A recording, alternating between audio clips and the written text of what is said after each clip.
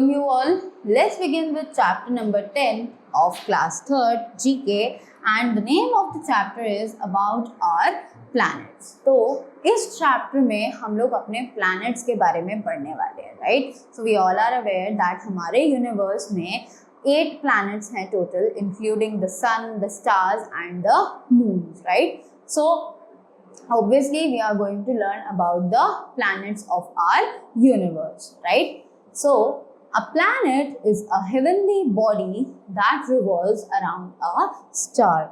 कि जो planet है वो एक heavenly body है जो star के इर्द गिर्द घूमता है, right? There are 8 planets in our solar system. अब हमें पता है कि हमारे 8 planets में, हमारे solar system में 8 planets होते हैं, right? Inner planets. So now we are going to discuss about the inner planets. अब inner planets कौन कौन से हैं?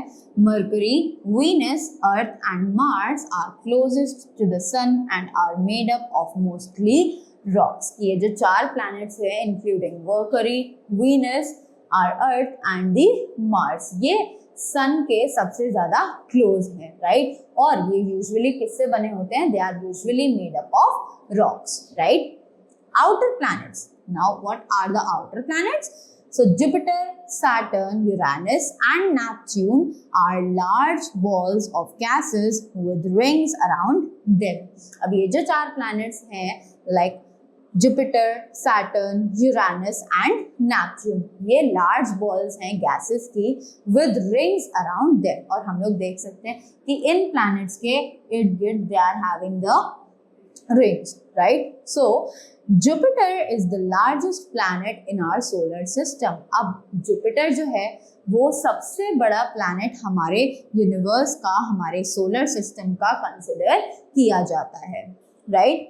After that, Mercury is the closest planet orbiting the sun. अब Mercury जो है वो सबसे closest planet है that is orbiting the sun, right? Mercury is the smallest planet orbiting the sun. अब Mercury ही ऐसा planet है जो सबसे छोटा है और sun के सबसे पास है, right? So Mercury is also considered as the smallest planet of our solar system, right? Neptune. Neptune is the coldest and the farthest from the sun. अब जो Neptune है ये बहुत ही ज़्यादा ठंडा planet माना जाता है क्योंकि ये सन से बहुत ज़्यादा दूर है, तो सन की जो रेस है वो नेपच्यून तक पहुंच ही नहीं पाती हैं. That is why Neptune is considered as the coldest planet of the solar system, right? Next, earth is the only planet in which there are living things. अब हमारा अर्थ जो है सिर्फ वही एक ऐसा प्लैनेट है जहां पर लिविंग थिंग्स रहती हैं, right? The other planets are either too hot or too cold. अब other planets जो हैं वो या तो बहुत ही ज़्यादा ठंडे हैं या फिर बहुत ही ज़्यादा गर्म हैं. That is why the life is not able to survive over there, right? So और ना ही वहाँ पर हवा है ताकि जो लाइफ साइकिल है वो वहाँ पर ब्रीथ कर सके, right? So that is why Earth is the only planet on which the lifestyle is considered, right?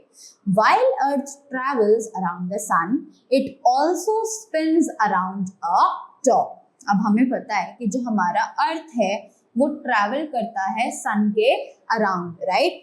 पर हमें ये भी पता है कि जो Earth है वो अपनी ही जगह पर भी घूमता है, right? Its movement like a top in one place is called rotation. अब जिस मूवमेंट से अर्थ जो है वो अपनी ही जगह पर घूमता है उस प्रोसेस को हम कहते हैं rotation. That process is known as rotation. Next, its movement round from the sun is called revolution. और जिस प्रोसेस से सन, अर्थ जो है वो सन के इर्द गिर्द घूमता है, उसके चक्कर लगाता है अपनी फिक्स्ड ऑर्बिट पर, उसको हम कहते हैं revolution, right? Earth takes 24 hours और 1 full day to rotate once. कि अर्थ अपनी ही जगह पर एक बार घूमने के लिए it takes 24 hours or 1 day according to our clock, right?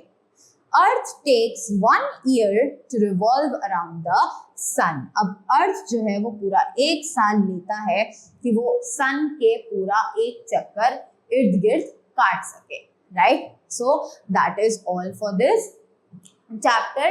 I hope you all have learned about the inner planets, about the outer planets, and why Earth is considered as a unique planet, so that only Earth is having a lifestyle on it, right?